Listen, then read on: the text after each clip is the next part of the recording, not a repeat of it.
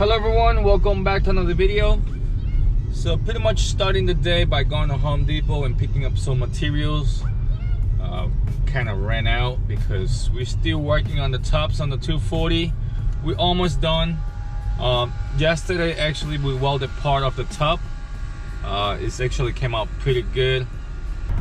Hopefully today we get to finish part of it, at least the driver's side, and then the passenger side should be done in the next couple of days. It is a lot of work. It is a lot of work, don't get me wrong.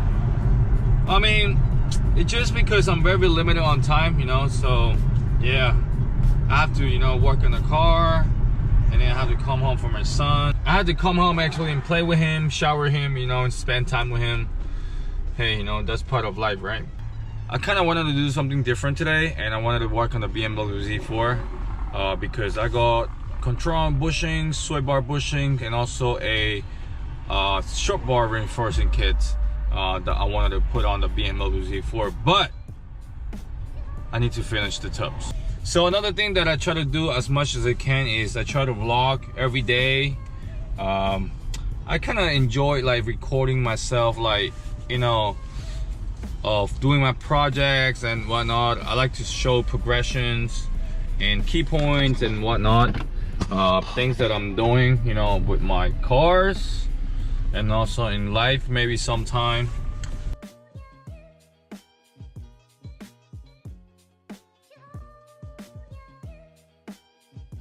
We're gonna need some of this. We still got a lot of metal to cut. 1, 2, 3, 4, 5 should be enough. And also we need some of this. 1, 2 flap disc. Alright, so just a little update here of the tubs. So yesterday I did something, you know, with the time that I have, I did something. So as you guys can see over here, I TIG welded the tubs. Look at that weld. Damn, I'm definitely progressing for better. Look at all that. It looks so good. Now this thing is actually gonna sit right over here on the struts, right?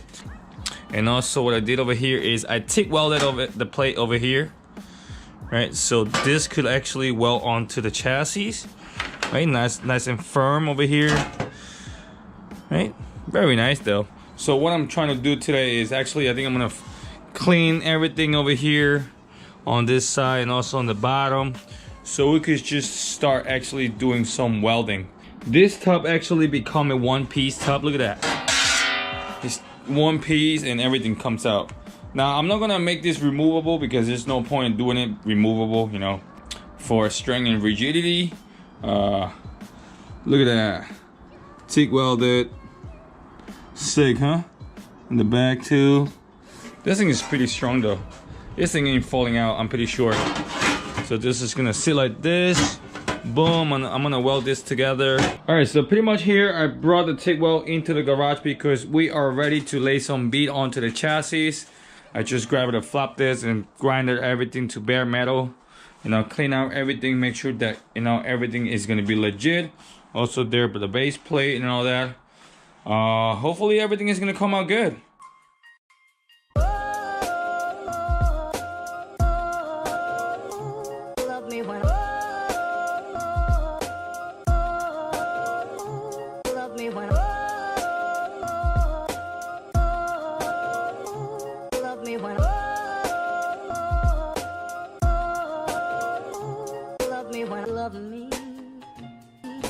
Oh, I need someone to love me. Oh, I need someone to love me. Oh, I need someone to love me. Oh, I need someone to love me when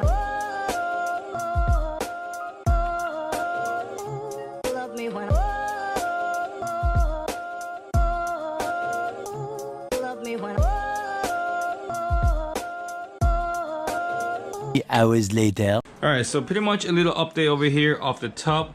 Believe it or not, everything is coming out pretty decent. Now I just pretty much tack everything in place. I just wanted to make sure that we got the right fitment before we start laying some long beads and whatnot. The chassis materials, it is very thin, so it's really hard to do it. You have to be very patient, and you gotta really take your time to, you know, weld this top onto the chassis. I think the hardest part to weld is gonna be this section over here, this section over here, this section over here by the strut tower, and also this section over here by the fan rail. Now I'm not gonna do long bits like it did over here. This kind of OD over here, but it looks kind of cool because it is gonna be really hard.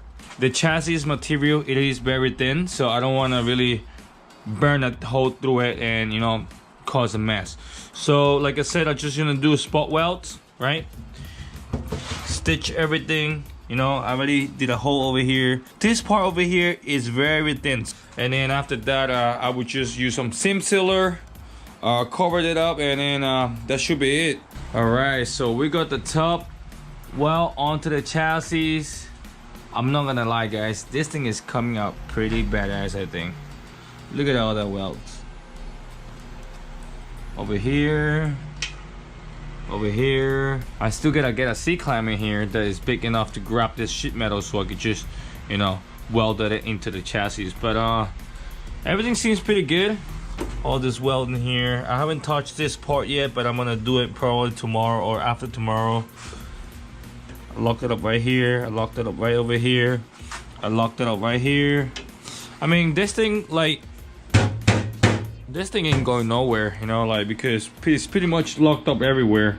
Here, here, here, here. I still gotta finish my bead over here. You know, I'm trying to weld the whole thing over here, you know, just to make it look nice. I still gotta put this back together. Here, I think I'm just gonna leave this gap. I'm gonna add like a dimple die plate over here so it could just cover everything and make it look nicer. Over here, like I just said, you know, I just need a C-clamp so I could just pull this sheet metal into the chassis so I could just weld it. Here, I don't think I'll be able to get it in here, but I'm gonna try. Still gonna weld this a little bit more. Other than that, everything is pretty good though. I think we have the driver's side done. Maybe next week I'm gonna start doing the passenger side. Once it's done, I should be able to pull the chassis out to the ramp, power wash it, paint it, and then put the motor back in. And then after that, we should be able to work inside the chassis.